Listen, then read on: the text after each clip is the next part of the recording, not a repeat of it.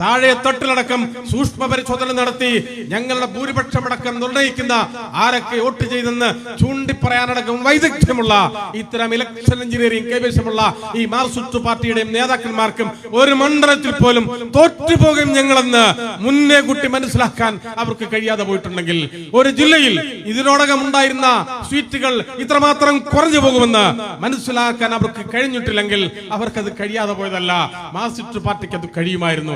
Marxist പാർട്ടിക്ക് അത് ധാരണയുണ്ടായിരുന്നു ഞങ്ങൾ തോറ്റുപോകുമെന്നും ആ തോൽവി ദയനീയമായ പരാജയമാണെന്നും എന്ന തലക്കെട്ടിൽ വ്യാപകമായി പാർട്ടി ഈ വിഷയത്തെ സംബന്ധിച്ച വിശദാംശങ്ങൾ ചർച്ച ചെയ്യുന്ന പരിപാടികൾ സംഘടിപ്പിക്കുകയാണ്. പ്രധാനമായും ഇവിടെ സൂചിപ്പിച്ചതുപോലെ ഇക്കഴിഞ്ഞ നിയമസഭാ തെരഞ്ഞെടുപ്പുമായി ബന്ധപ്പെട്ട് നിയമസഭാ തെരഞ്ഞെടുപ്പിന് ശേഷമുണ്ടായ അതിൻ്റെ റിസൾട്ടുമായി ബന്ധപ്പെട്ടുമൊക്കെ അഭൂതപൂർവമായ ചില കാഴ്ചകളും ചില സംഭവവികാസങ്ങളുമൊക്കെ നമ്മൾ കണ്ട സാഹചര്യമാണ് നിലവിലുള്ളത്. നമുക്കറിയാവുന്നതുപോലെ കേരളത്തിൽ ഒരു സാമ്പ്രദായിക മുന്നണി ഭരണനിർവഹണത്തിൻ്റെ അപ്രതീക്ഷിതമായ തുടർച്ച ഈ കഴിഞ്ഞ ഇടതുപക്ഷ സർക്കാരിന് ലഭിച്ചു എന്നതാണ് കേരളത്തിലെ വ്യതിരിക്തമായ ഒരു ചരിത്രം. മാറി മാറി മുന്നണികൾ ഭരിക്കുന്ന നമ്മുടെ സംസ്ഥാനത്ത് ഇടതുപക്ഷ കക്ഷികൾക്ക് ഒരിക്കൽ കൂടി ഭരിക്കാൻ ഒരു തുടർഭരണം ലഭിച്ചു എന്നത് സത്യത്തിൽ ഇതൊരു വലിയ അഭിമാനകരമായ ഒരു സന്ദർഭമാണ്. കേരളത്തിൽ അങ്ങനെ ഒരു മതനിരപേക്ഷത പറയുന്ന ഒരു പുരോഗമന പ്രസ്ഥാനത്തിന് അങ്ങനെ ഒരു തുടർഭരണം കൊടുക്കാൻ കേരളത്തിലെ ജനാധിപത്യ വിശ്വാസികൾ അത്തരമൊരു തീരുമാനമെടുത്തു എന്നത് ഒരു വലിയ കാര്യം തന്നെയാണ്. എന്നാൽ അത്തരമൊരു ഭരണം രണ്ടാമത് വീണ്ടും ചരിത്രത്തിലാദ്യമായി കേരളം ഭരിക്കാൻ കിട്ടിയ ഒരു അവസരത്തെ നമ്മുടെ ഭരണകർത്താക്കൾ എങ്ങനെ വിനിയോഗിച്ചു എന്നതാണ് ഇന്ന് കാണുന്ന അവസ്ഥയിലേക്ക് ഈ പാർട്ടിയും സന്നാഹങ്ങളെയും കൊണ്ടെത്തിച്ചിട്ടുള്ളത്. നിരവധിയായ കാര്യങ്ങളാണ്.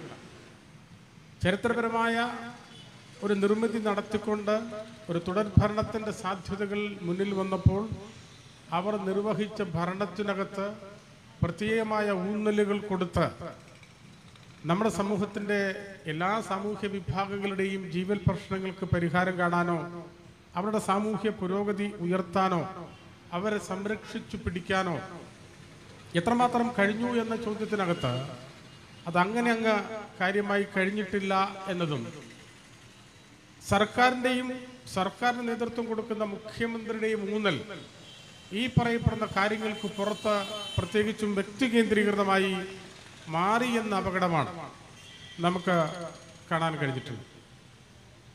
നിരവധിയായ വിഷയങ്ങളിൽ മേൽ പൊതുസമൂഹത്തിനകത്ത് വ്യാപകമായ സമരങ്ങൾ നടക്കുകയും സർക്കാരിനോടോ സർക്കാരിൻ്റെ നിലപാടുകളോടോ ബന്ധപ്പെട്ട വിയോജിപ്പുകൾ പറയുകയും സഹന സമരമടക്കമുള്ള വ്യത്യസ്തങ്ങളായ സമരരീതികൾ ആവിഷ്കരിക്കുകയും ചെയ്ത നിരവധി കാഴ്ചകൾ നമ്മുടെ സമൂഹത്തിൽ ഉണ്ടായിട്ടുണ്ട് ഈ സർക്കാരിന് നേരെ.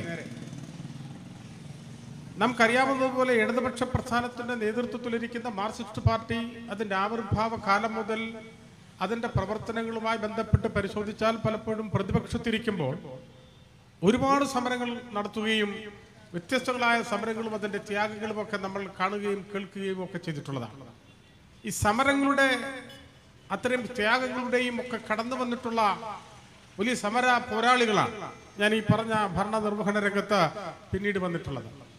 സമരം പരിചയമുള്ളവരും സമരം നടത്തി വിജയിപ്പിച്ചിട്ടുള്ളവരും സമരം ഒരു വലിയ പാർട്ടി സംവിധാനത്തിന്റെ ഒരു ഭാഗമാക്കി പ്രഖ്യാപിക്കുകയും അങ്ങനെ ചേർത്ത് പിടിക്കുകയും ചെയ്തിട്ടുള്ള ഈ ഇടതുപക്ഷ സർക്കാരിന്റെ പല പ്രമുഖരും അവർ രണ്ടാമതും ഭരണത്തിലിരിക്കുമ്പോൾ അവർക്ക് നേരെ ഉണ്ടാവുന്ന അവരുടെ നിലപാടുകളോടോ അവരുടെ നയവ്യതിയാനങ്ങളിൽ നിന്ന് അവർക്കെതിരെയോ ശബ്ദമുയർത്തുകയോ പ്രക്ഷോഭം നടത്തുകയോ സമരം നടത്തുകയോ ചെയ്താൽ അത് കണ്ടില്ലെന്ന് നടിക്കുക മാത്രമല്ല ആ സമരങ്ങളെ എങ്ങനെ കൈകാര്യം ചെയ്യാമെന്നത് ഈ കേരളത്തിന്റെ മുന്നിൽ കേരളത്തിൽ പഠിപ്പിച്ചു കൊടുക്കുക കൂടി ചെയ്തു എന്നതാണ് ഈ സമര പോരാളികൾ ഭരണകർത്താക്കളായപ്പോൾ അവർ ചെയ്തത് എന്ന് നമുക്ക് ബോധ്യപ്പെട്ടിട്ടുണ്ട്. ഒരുപാട് കാര്യങ്ങൾ ഈ മുഖ്യമന്ത്രിയും മന്ത്രിമുഖന്മാരും കൂടെ കേരളമെമ്പാടും നടക്കുമ്പോൾ അതിനോടുള്ള വിയോജിപ്പുകൾ പല കാര്യങ്ങൾ ഉന്നയിച്ചുകൊണ്ട് നടത്തിയിട്ടുള്ള ഈ കരിങ്കൊടിയുമായി ഈ ഈ ഈ ഈ ഈ ഭരണകർത്താക്കളുടെ വാഹനത്തിന്റെ പരിസരത്തേക്ക്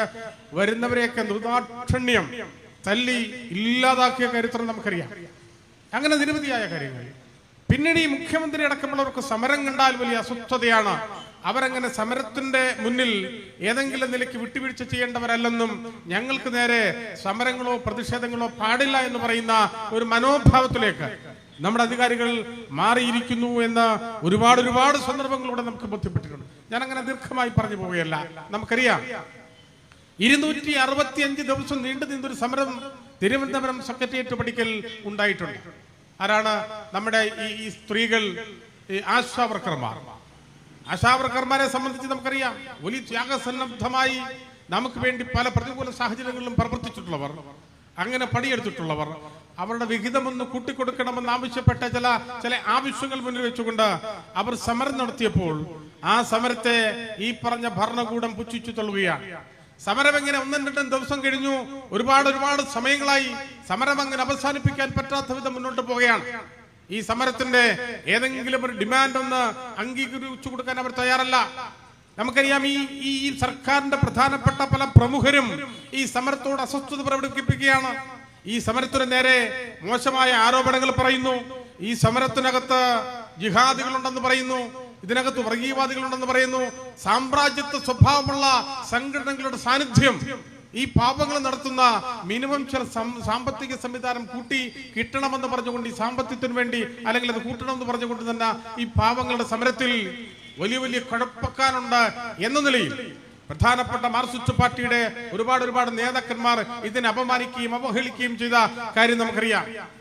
ഞാൻ സൂചിപ്പിക്കുന്നത് അത്രമാത്രം ഒരു സകല സമരത്തോട് ഈ മൊട്ടയടിച്ചും മുട്ടയിലിഴഞ്ഞും ശയനപ്രദക്ഷിണം നടത്തിയും ഈ പാപങ്ങൾ സ്ത്രീകൾ നിലവിളിച്ചുകൊണ്ട് നാമമാത്രമായൊരു സംഖ്യ തങ്ങളുടെ ജോലിക്കൊന്ന് കൂട്ടിത്തരണമെന്ന് ആവശ്യപ്പെട്ടുകൊണ്ട് ഒരുപക്ഷെ നമ്മൾ അടുത്ത കാലത്ത് കണ്ടിട്ടുള്ളത് വെച്ചും ഇത്രമാത്രം നമ്മുടെ ഹൃദയത്തെ സ്പർശിക്കുന്ന ഒരു സമരം ഉണ്ടായിട്ടില്ല.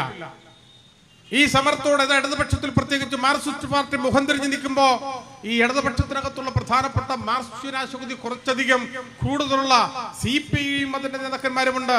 അവർ തുടക്കത്തിൽ തന്നെ ഇത് കണ്ടില്ലെന്ന് അടച്ചു. അതിനപ്പുറത്ത് അവരുടെ നിസ്സഹായത അവർ പ്രകടിപ്പിച്ചു. അവരങ്ങനെ നിസ്സഹായത പ്രകടിപ്പിക്കുന്നു. പിണറായി സർക്കാരും ഞങ്ങൾക്ക് നേരെ സമരം പാടില്ല എന്ന് പറയുന്നു. ഞങ്ങൾ ഇത് അവസാനിപ്പിക്കണം എന്ന് പറഞ്ഞാൽ നിങ്ങൾ അവസാനിപ്പിച്ച് പോകണമെന്ന് പറയുന്നു. മാത്രമാണോ ഈ ഇടതുപക്ഷത്തിനകത്തും മാർക്സിസ്റ്റ് പാർട്ടിക്കകത്തും എത്രമാത്രം വനിതാ നേതാക്കന്മാരുണ്ട്? നിരവധി വനിതാ നേതാക്കന്മാരല്ലേ? ഈ ഇത്രമാത്രം വനിതാ നേതാക്കന്മാർ ഒരുപാട് പ്രവർത്തനങ്ങൾക്ക് നേതൃത്വം കൊടുക്കുന്ന ഈ വനിതാ നേതാക്കന്മാരും പോലും ഈ സമരമായി സഹകരിച്ചിട്ടില്ല എന്നതുകൂടി പ്രിയമുള്ളവരെ നമ്മൾ കാണേണ്ടതുണ്ട്. അവസാനം ഈ പാവങ്ങൾ പറഞ്ഞു, ഒരു 100 രൂപയെങ്കിലും കൂട്ടിത്തന്നാൽ ഞങ്ങൾ ഈ സമരം അവസാനിപ്പിക്കാം. 100 രൂപയെങ്കിലും ഒന്ന് കൂട്ടിക്കിട്ടി എങ്ങനെങ്കിലും ഈ സമരം ഒന്ന് അവസാനിപ്പിച്ച് പോകണമെന്ന് തീരുമാനമെടുത്തുകൊണ്ട് ആ തീരുമാനം പറഞ്ഞിട്ടും നിർദാക്ഷിണ്യം പാപങ്ങൾ ഉയർത്തിയ ആവശ്യങ്ങളുടെ മുഖം തിരിഞ്ഞു നിൽക്കുകയാണ് ഈ പിണറായി വിജയനും സർക്കാരും ചെയ്തത് എന്ന് പ്രിയമുള്ളവരെ നമ്മൾ അറിയേണ്ടത്. ഞാൻ സൂചിപ്പിച്ചത് ഇതാണ്.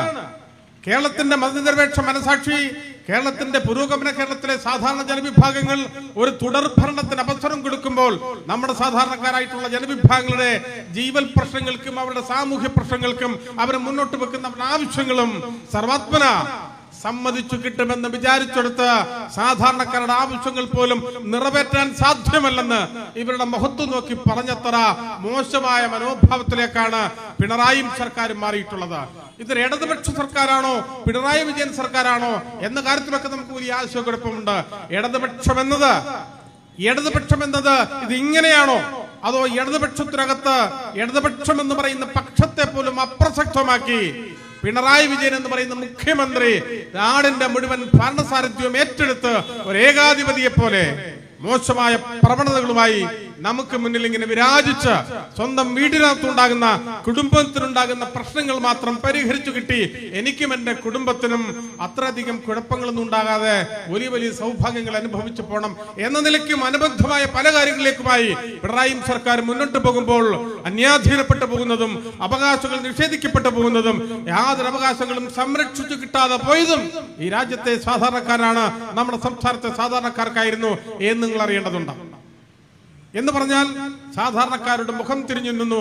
അതുകൊണ്ടാണ് ഈ തെരഞ്ഞെടുപ്പിൽ ഇത്രമാത്രം നാണം കെട്ട പരാജയം ഈ ഇടതുപക്ഷ കക്ഷികളോ മാർക്സിസ്റ്റ് പാർട്ടിയോ പിണറായി വിജയനോ നേരിടേണ്ടി വന്നത് എന്ന് നിങ്ങൾ അറിയേണ്ടതുണ്ട്. കേരളമെമ്പാടും 4400-ലധികം ഈ ഹോർഡിങ്ങുകളാണ് വെച്ചത്. പിണറായി വിജയൻ എന്ന് പറയുന്ന നേതാവിന്റെ വലിയ കളർ ഫോട്ടോ പ്രിന്റ് ചെയ്ത് 1400 ഹോർഡിങ്ങുകൾ വെച്ച് അദ്ദേഹത്തിന്റെ മുഖം കണ്ടാൽ, അദ്ദേഹത്തിന്റെ ഇത്ര അദൃശ്യമായ സാന്നിധ്യമുണ്ടായാൽ ഏതെങ്കിലും നിലയ്ക്ക് വലിയ ഭൂരിപക്ഷത്തോടെ വിജയിച്ചു പോകുമെന്നുള്ള നിലയിൽ വലിയ പ്രതീക്ഷയോടെ വീണ്ടും ഒരു തുടർ ഭരണത്തിന് രാജ്യത്തെ സാമാന്യ ജനവിഭാഗങ്ങളെ സമീപിച്ചപ്പോൾ നിങ്ങൾ അറിയേണ്ടതുണ്ട്. നമുക്കറിയാം, ഈ ഭരണകൂടത്തിലിരിക്കുന്നവരോ ഭരിക്കുന്നവരോ ഈ മന്ത്രി പുങ്കവന്മാരോ എന്നതിനേക്കാൾ അപ്പുറത്ത് അവർ തന്നെ കഷ്ടപ്പെട്ടുണ്ടാക്കിയെടുത്തിട്ടുള്ള ഒരു സാക്ഷരതാ സമൂഹമാണ് നമ്മളെന്നുള്ളത് കൊണ്ട്, കേരളത്തിലെ ജനങ്ങൾ സാക്ഷരരാണെന്നുള്ളത് കൊണ്ട് ഈ പറയപ്പെടുന്ന കുഴപ്പങ്ങളെ ചോദ്യം ചെയ്യാനും അതിനോട് നമ്മുടെ കയ്യിലുള്ള ഏറ്റവും മൂർച്ചയുള്ള ആയുധം എന്ന് പറയുന്നത് നമ്മുടെ വോട്ടവകാശം എന്ന് പറയുന്നത് അത് വിനിയോഗിക്കാനും കേരളത്തിലെ മുഴുവൻ ജനവിഭാഗങ്ങളും തീരുമാനമെടുത്തു. മാത്രമല്ല സ്വന്തം പാർട്ടിയിലെ അണികളും തങ്ങളുടെ നേതാക്കന്മാരെ പരാജയപ്പെടുത്താൻ തീരുമാനമെടുത്തു എന്നതാണ് പ്രിയമുള്ളവരെ നമ്മൾ കണ്ടത്. അങ്ങനെ നമ്മൾ മാത്രം വിചാരിച്ചിട്ടല്ല, സ്വന്തം പാർട്ടികളെ അണികൾ പോലും തീരുമാനമെടുത്ത് പരാജയപ്പെടുത്തി മൂലക്കിരിക്കുന്ന അവസ്ഥയിലേക്കാണ് ഇന്ന് ഈ സംവിധാനം മാറിയിട്ടുള്ളത്. എവിടെ നിന്നാണ് പോയത് നിങ്ങൾ അറിയണം. കേരളത്തിന്റെ സാമ്പ്രദായിക ഭരണ സംവിധാനത്തിനകത്ത്, മുന്നണി എന്ന് പറയുന്ന പ്രവർത്തന സംവിധാനത്തിനകത്ത്, അത്തരം ഒരു ഭരണ നിർവഹണത്തിനകത്ത് കേരളത്തിന്റെ ചരിത്രത്തിൽ ആദ്യമായി തുടർഭരണം നമ്മൾ കൊടുത്തെങ്കിൽ തുടർഭരണം കിട്ടിയ ഒരു ഭരണ സംവിധാനമാണ് ഇത്ര ദയനീയമായ പരാജയം ഏറ്റുവാങ്ങി മടങ്ങിപ്പോകേണ്ടി വന്നത് എന്ന് പ്രിയമുള്ളവരെ നമ്മൾ അറിയേണ്ടതുണ്ട്. ഇത്രമാത്രം ഈ നിലയിലാണ് ജനങ്ങൾ അവരോട് പെരുമാറിയത്. ഞാൻ ദീർഘമായി പറഞ്ഞു പോവുകയല്ല. ഇങ്ങനെ നിരവധിയായ കാര്യങ്ങൾ മാത്രമാണോ കേരളത്തിലെ സാമാന്യമായ ജനവിഭാഗങ്ങൾ, കേരളത്തിലെ ഇന്നും സാമൂഹികമായി പിന്നോക്കാവസ്ഥ അനുഭവിക്കുന്നവർ, പട്ടിണി അനുഭവിക്കുന്നവർ, ദുരിതം അനുഭവിക്കുന്നവർ, യാതൊരു പുരോഗതിയും കാര്യമായി ഉണ്ടായിട്ടില്ലാത്ത ഈ സാംസ്കാരിക കേരളത്തിലെ ദളിതര്, ആദിവാസികൾ പോലെയുള്ള സാധാരണ അതിപിന്നോക്ക ജനവിഭാഗങ്ങൾ, ഇവരെ സംരക്ഷിച്ചു പിടിപ്പിക്കുന്നതിൽ ഈ 10 വർഷമായി എന്താണ് ഇവരോട് ചെയ്തിട്ടുള്ള നന്മ എന്നുകൂടി നമ്മൾ അറിയേണ്ടതുണ്ട്. നമ്മൾ അറിയണം, കേരളത്തിലെ ദളിതരുടെയും ആദിവാസികളുടെയും ദളിത് ക്രൈസ്തവരുടെയും സംഖ്യ പരിശോധിച്ചാൽ അവരുടെ മൊത്തം ജനസംഖ്യയിൽ 60% ഈ ജനവിഭാഗങ്ങൾ ഈ പാർട്ടിക്കെതിരെ നിലപാടെടുത്ത് എന്നത് ഈ തെരഞ്ഞെടുപ്പുമായി ബന്ധപ്പെട്ട ചരിത്രം വിശകലനം ചെയ്താൽ നമുക്ക് മനസ്സിലാവും. എന്താ കാര്യം? നമുക്കറിയാം, കേരളത്തിലെ പട്ടികജാതിക്കാർ അവർ ഭൂമിയില്ലാത്തവരാണ്. കേരളത്തിലെ പട്ടികജാതിക്കാർ എന്ന് പറയുന്നവർ അവർ സാധാരണക്കാരാണ്. 3 സെന്റ് ഭൂമിക്കകത്ത് കോളനികൾക്കകത്ത് കിടക്കുന്നവരാണ്. അവർ 3/4 സെന്റ് കോളനിയിൽ ജീവിക്കുന്നവരാണ്. അവർ ഭൂരാഹിത്യം അനുഭവിക്കുന്നവരാണ്. ഈ ലൈഫ് മിഷൻ കൊടുക്കുന്ന വീടുകൾ കിട്ടിയാൽ അതിനകത്ത് താമസിക്കേണ്ടി വരുന്ന ഗതികേട് അനുഭവിക്കുന്നവരാണ്. ഈ നിലയിൽ ഭൂമി എന്ന് പറയുന്ന ഈ അധികാര കേന്ദ്രത്തിൽ യാതൊരു അവകാശവുമില്ലാതെ ഭൂമിയില്ലാത്ത ഈ പാവപ്പെട്ട സാധാരണക്കാർ, അവർ അവസാനം ഈ സാധാരണ ജനവിഭാഗങ്ങളായിട്ടുള്ള പട്ടികജാതിക്കാർ, സ്വന്തമായി ഭൂമിയില്ലാത്തവർ, ഭൗതികമായ ജീവിതം മെച്ചപ്പെടാത്തവർ, മെച്ചപ്പെട്ടു വന്നിട്ടില്ലാത്തവർ, അവരുടെ ഏക പ്രതീക്ഷ ഞങ്ങളുടെ തലമുറയിൽപ്പെട്ടവരുടെ, ഞങ്ങളുടെ മക്കളുടെ, ഞങ്ങളുടെ കുട്ടികളുടെ വിദ്യാഭ്യാസം എന്നത് അവർക്ക് ഉന്നതമായ വിദ്യാഭ്യാസം കിട്ടുക വഴി മാത്രമേ ഞങ്ങളുടെ ഭാവി സുരക്ഷിതമായിരിക്കുകയുള്ളൂ എന്നവർ കരുതുമ്പോൾ വലിയ വലിയ മത്സര പരീക്ഷകൾ എഴുതി അവരെ ഉന്നതമായ വിദ്യാഭ്യാസത്തിന് വേണ്ടി അവരെ പറഞ്ഞു വിടുമ്പോൾ, ഉന്നത വിദ്യാഭ്യാസ രംഗത്ത് പോലും പ്രവർത്തിക്കുന്ന, ഉന്നത വിദ്യാഭ്യാസ മേഖലയിൽ പഠിക്കുന്ന പാവപ്പെട്ട പട്ടികജാതിക്കാരുടെ കുട്ടികൾ ഉന്നത വിദ്യാഭ്യാസ മേഖലയിൽ നിന്നും മടങ്ങി തിരിച്ചുപോയി സാധാരണ കൂലിപ്പണിക്കാരായി, റബ്ബർ ടാപ്പ് ചെയ്യുന്നവരായി, ഓട്ടോറിക്ഷ ഓടിക്കുന്നവരായി മാറിപ്പോയിരിക്കുന്നു എന്നത് പ്രിയമുള്ളവരെ നമ്മൾ അറിയേണ്ടതുണ്ട്. എവിടെയാണ് ഈ മതനിരപേക്ഷ സാംസ്കാരിക പുരോഗമന കേരളത്തിൽ ഇടതുപക്ഷ മാർക്സിസ്റ്റ് പാർട്ടിയുടെ പിണറായി വിജയൻ ഭരിക്കുന്ന ഈ കേരളത്തിൽ പട്ടികജാതിക്കാരുടെ പുതിയ തലമുറയിൽ ഉന്നത വിദ്യാഭ്യാസം ചെയ്യുന്നവർ അവർ മടങ്ങിപ്പോകേണ്ടി വന്നിരിക്കുന്നു, അവർ മറ്റു കൂലിപ്പണിക്ക് പോകേണ്ടി വന്നിരിക്കുന്നു എന്നത് നമ്മൾ അറിയേണ്ടതുണ്ട്. എന്താ കാര്യം? ഭരണഘടനാപരമായും അല്ലാതെയും നമ്മുടെ രാജ്യത്തെ കുട്ടികൾക്കും എല്ലാവർക്കും വിദ്യാഭ്യാസ മേഖലയിൽ വെച്ചിട്ടുള്ള സ്കോളർഷിപ്പുകൾ, ഈ ഗ്രാന്റുകൾ പോലെയുള്ള ആനുകൂല്യങ്ങൾ, സാമ്പത്തികമായ ആനുകൂല്യങ്ങൾ ഈ പാവങ്ങൾക്ക് കൊടുക്കുന്നതിൽ കഴിഞ്ഞ 10 വർഷമായി ഗൗരവതരമായ വീഴ്ചയാണ് പ്രിയമുള്ളവരെ ഈ സർക്കാർ വരുത്തിയിട്ടുള്ളത്. അവർക്ക് പഠനവുമായി മുന്നോട്ട് പോകാൻ കഴിയില്ല.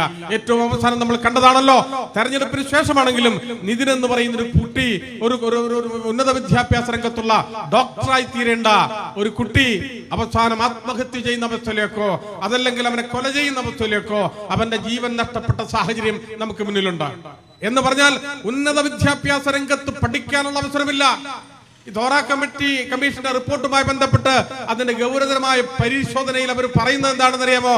ഉന്നത വിദ്യാഭ്യാസ രംഗത്ത് പഠിക്കുന്ന കുട്ടികളിൽ 77% വരുന്ന കുട്ടികൾക്ക് അവർ അധ്യാപകരാൽ മാനസികമായി പീഡനം അനുഭവിക്കേണ്ടി വരുന്നു, അവഗണന അനുഭവിക്കേണ്ടി വരുന്നു. പുഴുത്തുനാറിയ പട്ടികൾക്ക് സമമായി ദളിതരായിട്ടുള്ള ഉന്നത വിദ്യാഭ്യാസ രംഗത്തുള്ള കുട്ടികളെ അധ്യാപകരെ വിളിക്കുന്നു എന്നതാണല്ലോ ഇതിനുമായി ബന്ധപ്പെട്ട ചരിത്രത്തിൽ നമ്മൾ അറിയുന്നത്. ഞാൻ സൂചിപ്പിക്കുന്നത് അധ്യാപകർ പഠിക്കാനുള്ള അവരുടെ അവസരത്തെ നഷ്ടപ്പെടുത്തുക, പഠിക്കാനുള്ള അവരുടെ ആത്മവിശ്വാസം നഷ്ടപ്പെടുത്തുക, അവരുടെ മടങ്ങിപ്പോകാൻ ആവശ്യമാകുന്ന അന്തരീക്ഷം സൃഷ്ടിക്കുക. ഇത് അധ്യാപകർ മാത്രമല്ല, സഹപാഠികൾ, കൂടെ പഠിക്കുന്ന ദളിതരല്ലാത്ത കുട്ടികൾ ഈ കുട്ടികളോട് ജാതീയമായ വിവേചനങ്ങൾ പുലർത്തുന്നു, ജാതീയമായ അസഹിഷ്ണുത പുലർത്തുന്നു, അവരെ മാറ്റി നിർത്തുന്നു. 88% വരുന്ന സഹപാഠികൾ പോലും സ്വന്തം സഹപ്രവർത്തകപാഠികളോട് മോശമായ ജാതീയമായ വംശീയമായ വിവേചനം വെച്ച് പുലർത്തി പെരുമാറുന്നു എന്നതടക്കമുള്ള വിവിധങ്ങളായ കാര്യങ്ങൾ. മാത്രമല്ല 25% വരുന്ന കുട്ടികൾക്ക് ഈ നിലയിലുള്ള മാനസികമായ പീഡനങ്ങൾ ഈ കലാലയങ്ങളിൽ നേരിടേണ്ടി വരിക വഴി ആത്മഹത്യ ടെൻഡൻസി പ്രിയമുള്ളവരെ ഈ കുട്ടികൾക്കുണ്ടാവുകയാണ്. അപ്പൊ ആത്മഹത്യ ടെൻഡൻസി ഉണ്ടാവുന്നു, പഠനം ഉപേക്ഷിച്ച് മടങ്ങിപ്പോകേണ്ടി വരുന്നു. അധ്യാപകരും സഹപ്രവർത്തകരും അനധ്യാപകരും ഈ കുട്ടികളെ പീഡിപ്പിക്കുന്നു എന്നതും കേരളത്തിന്റെ പോലും പൊതുസമൂഹത്തിനകത്ത് നമുക്ക് കാണാൻ കഴിയുന്നുണ്ട്. ഞാൻ സൂചിപ്പിക്കുന്നത് ഇത്രമാത്രം അപകടകരമായ സാമൂഹ്യ അന്തരീക്ഷമാണ്.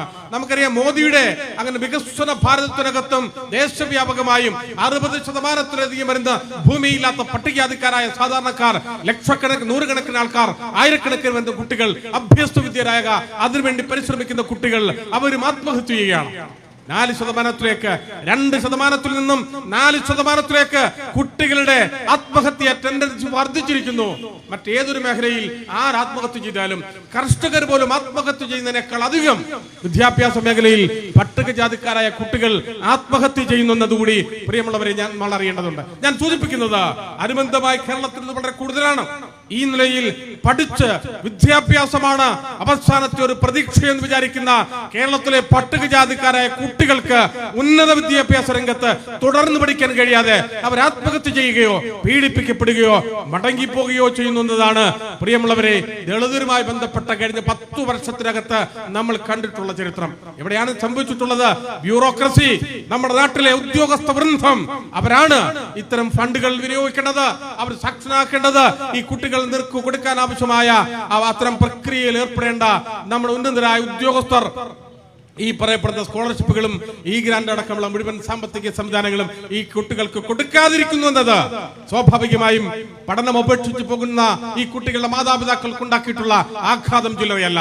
ഭൂമിയില്ലാത്തവരായി, വീടില്ലാത്തവരായി, ജീവിത സാഹചര്യങ്ങൾ വളരെ മോശമായി ജീവിക്കുന്ന രാജ്യത്തെ കേരളത്തിലെ സാംസ്കാരിക കേരളത്തിലെ സാധാരണ ജനവിഭാഗങ്ങളുടെ കുട്ടികൾക്ക് പഠിക്കാനുള്ള അവസരത്തെ നിഷേധിക്കുക കൂടിയാണ് ഈ ഇടതുപക്ഷ മതനിരപേക്ഷ കേരളത്തിൽ പിണറായി സർക്കാരും ചെയ്തത് എന്നതിന്റെ കൂടി ശിക്ഷയാണ് ഇന്ന് ഈ നാമമാത്രമായ സംഖ്യയുമായി ഈ ഇടതുപക്ഷവും പിണറായും ഇന്ന് മടങ്ങിപ്പോകേണ്ടി വന്നത് എന്ന് നിങ്ങൾ അറിയേണ്ടതുണ്ട്. ഞാൻ ദീർഘിപ്പിച്ചു പോവുകയല്ല. മാത്രമല്ല ഒരൊറ്റ കാര്യം കൂടി സൂചിപ്പിക്കാം. എന്താണത്? മാർക്സിസ്റ്റ് പാർട്ടി എന്നത്, മാർക്സിസ്റ്റ് പാർട്ടിയുടെ നേതൃത്വം, മാർക്സിസ്റ്റ് പാർട്ടിയുടെയും ഇടതുപക്ഷത്തിന്റെയും ഒക്കെ നേതാക്കന്മാർ ഈ തുടർ ഭരണം കിട്ടി നമ്മുടെ രാജ്യത്ത് ഈ ഭരണമൊക്കെ അങ്ങനെ ആത്മാർത്ഥമായി നിർവഹിക്കുമ്പോൾ നമ്മൾ അറിയണം, ഇവർ നടത്തുന്ന ഭരണ നിർവഹണത്തിനകത്ത്, ഇവർ നടത്തുന്ന വർത്തമാന പ്രകടനങ്ങൾക്കകത്ത്, അഭിപ്രായ പ്രകടനങ്ങൾക്കകത്ത് ഇവരുടെ അഭിപ്രായങ്ങൾ പരിശോധിച്ചാൽ, ഇവരുടെ പെരുമാറ്റം പരിശോധിച്ചാൽ ഇത് അങ്ങ് സംഘപരിവാറിന്റെ, RSSന്റെ, BJPയുടെ വർഗീയ ധ്രുവീകരണത്തിന്റെയും വംശീയമായ വേർതിരിവിന്റെയും ലക്ഷണങ്ങളല്ലേ ഈ ഇടതുപക്ഷ കക്ഷികളുടെ ഭാഗത്തു നിന്ന് പ്രിയമുള്ളവരെ നമ്മൾ കണ്ടുകൊണ്ടിരിക്കുന്നത്? ഒരു കാരണവശാലും നമ്മൾ പ്രതീക്ഷിക്കാത്ത, ഒരു കാരണവശാലും കേരളത്തിന് ഇതിനു മുമ്പ് ഒരിക്കൽ പോലും നമ്മൾ കണ്ടിട്ടില്ലാത്ത വിധം വർഗീയമായ ചേരിതിരിവുകൾ ഉണ്ടാക്കുന്ന, അപരവൽക്കരണം നടത്തുന്ന, പ്രത്യേകിച്ച് മുസ്ലിം ന്യൂനപക്ഷ വിഭാഗങ്ങളെ അപരവൽക്കരിച്ച് അവരുടെ പൗരത്വത്തിന്റെ അവസാനിപ്പിച്ച് നിർമ്മാർജ്ജനം ചെയ്യണമെന്ന് തീരുമാനിക്കുന്ന RSSന്റെ മനോഭാവത്തിലേക്ക് കേരളത്തിന്റെ മാർക്സിസ്റ്റ് പാർട്ടി മാറിയിരിക്കുന്നു എന്നതല്ലേ ഏറ്റവും അവസാനം നമുക്ക് കാണാൻ കഴിഞ്ഞത്? ഒരുപാട് ഡീലുകൾ അവരുമായി ബന്ധപ്പെട്ടുണ്ടെന്നുള്ളത് വേറൊരു കാര്യമായിരിക്കുമ്പോൾ തന്നെ മാർക്സിസ്റ്റ് പാർട്ടിയുടെ നേതാക്കന്മാരുടെ പെരുമാറ്റത്തിലും അവരുടെ പ്രവർത്തനത്തിലും RSSനെയോ RSS സംവിധാനത്തെയോ അനുസ്മരിപ്പിക്കുക മാത്രമല്ല അവരെക്കാൾ അധികം ഈ രാജ്യത്തെ സംഘപരിവാർ മനോഭാവമുള്ളവരായി RSS മനോഭാവമുള്ളവരായി ന്യൂനപക്ഷങ്ങളെ മാറ്റി നിർത്തണമെന്ന് തീരുമാനിക്കുന്നവരായി അധികാരത്തിന്റെ എല്ലാ സംസ്കാരങ്ങളിൽ നിന്നും ഈ പറയപ്പെടുന്ന ജനവിഭാഗങ്ങളെ ഒഴിച്ചു നിർത്താൻ ആവശ്യമായ വലിയ ആലോചനകളുമായി ഈ മാർക്സിസ്റ്റ് പാർട്ടി മുന്നോട്ട് പോകുന്നതാണ് പിന്നീട് നമ്മൾ കാണുന്ന ഒരു കാഴ്ച. മാർക്സിസവും കമ്മ്യൂണിസവും ഈ പറയുന്ന തൊഴിലാളി വർഗ സർവാധിപത്യവും വർഗ സിദ്ധാന്തവും ഒക്കെ മാറ്റി ഈ രാജ്യത്ത് ഒരു RSSകാരനെ പോലെ ഒരു സംഘപരിവാർ ഫാസിസ്റ്റുകാരനെ പോലെ ചിന്തിക്കുന്ന അവസ്ഥയിലേക്ക് പ്രിയമുള്ളവരെ മാർക്സിസ്റ്റുകാരും മാറിയിരിക്കുന്നു എന്ന് പറയുന്ന അത്യന്തം ദോഷമുണ്ടാക്കുന്ന അപകടകരമായ ഒരു സാമൂഹിക അന്തരീക്ഷമാണ് ഇടതുപക്ഷവും ഈ പാർട്ടിയും പ്രിയമുള്ളവരെ ഈ തെരഞ്ഞെടുപ്പിന് തൊട്ടു മുമ്പ് അവർ നിർവഹിച്ചത്. ഒരു പക്ഷേ അവർ വിചാരിച്ചത് ഇതൊക്കെ ജനങ്ങളുടെ കണ്ണിൽ പൊടിയിട്ട് വീണ്ടും അധികാരത്തിലേക്ക് വരാനുള്ള അവസരമായി അവർ നടത്തുന്ന പ്രവർത്തനങ്ങൾ മാറും എന്നവർ കരുതിയിട്ടുണ്ടെങ്കിൽ ഇതിനെയെല്ലാം സൂക്ഷ്മമായി നിരീക്ഷിക്കുന്ന ഇതിനെയെല്ലാം മനസ്സിലാകുന്ന ഇതെല്ലാം അക്ഷരാർത്ഥത്തിൽ ബോധ്യപ്പെടുന്ന ഈ സാംസ്കാരിക കേരളത്തിലെ മതനിരപേക്ഷ വിശ്വാസികൾ മതനിരപേക്ഷ മനോഭാവമുള്ളവർ ഈ രാജ്യത്തോട് കൂടും കടപ്പാടുമുള്ള രാജ്യത്തെ മുഴുവൻ ജനവിഭാഗങ്ങളും മാർക്സിസ്റ്റ് പാർട്ടിയും ഇടതുപക്ഷവും ചെയ്തു വെക്കുന്ന ഈ അപകടകരമായ പ്രവർത്തനങ്ങളെ അവസാനിപ്പിക്കാൻ തീരുമാനമെടുത്തതിന്റെ ഫലമാണ് ഈ പാർട്ടി ഈ മുഴുവൻ സംവിധാനങ്ങളും അവസാനിച്ച് ഇന്ന് മടങ്ങി പോകേണ്ടി വന്നിട്ടുള്ളത്. ജനങ്ങൾ കൊടുത്ത ശിക്ഷയാണ്, ജനങ്ങൾ കൊടുത്ത താക്കീതാണ്.